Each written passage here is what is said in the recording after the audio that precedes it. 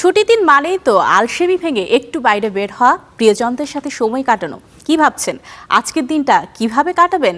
আপনার দিনটিকে ইজি থেকে মেমোরেবল করতে ঢাকা শহরে বিশেষ সব ইভেন্ট নিয়ে আমাদের এবারের আয়োজন ইজি ডে বিজি ডে।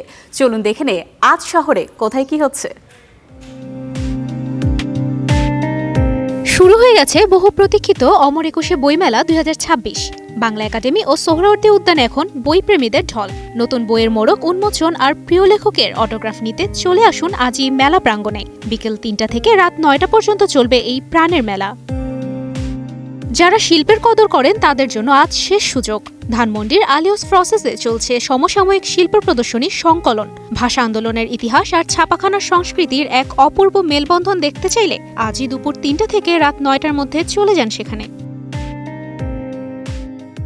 কেনাকাটার কথা ভাবছেন? তেজগাঁওয়ের আলোকি কনভেনশন সেন্টারে চলছে ৩ দিনব্যাপী তারা উদ্যোক্তা মেলা।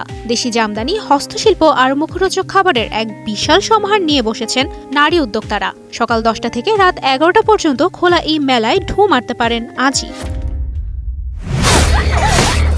আর যারা সিনেমা দেখতে ভালোবাসেন তাদের জন্য বাংলাদেশের প্রেক্ষাগৃহে মুক্তি পেয়েছে হলিউডের সিনেমা স্ক্রিম 7। জনপ্রিয় এই থ্রিলার ফ্র্যাঞ্চাইজি ১৯৯৬ সাল থেকে হরর প্রেমীদের মধ্যে এক কালজয়ী অবস্থান তৈরি করেছে। সপ্তম কিস্তিতেও ফিরে এসেছে আইকনিক ঘোস্টফেস। অভিনয় করেছেন নেভ ক্যাম্পবেল, কোর্টিনি কক্স, ডেভিড আর্কেট সহ অনেকেই।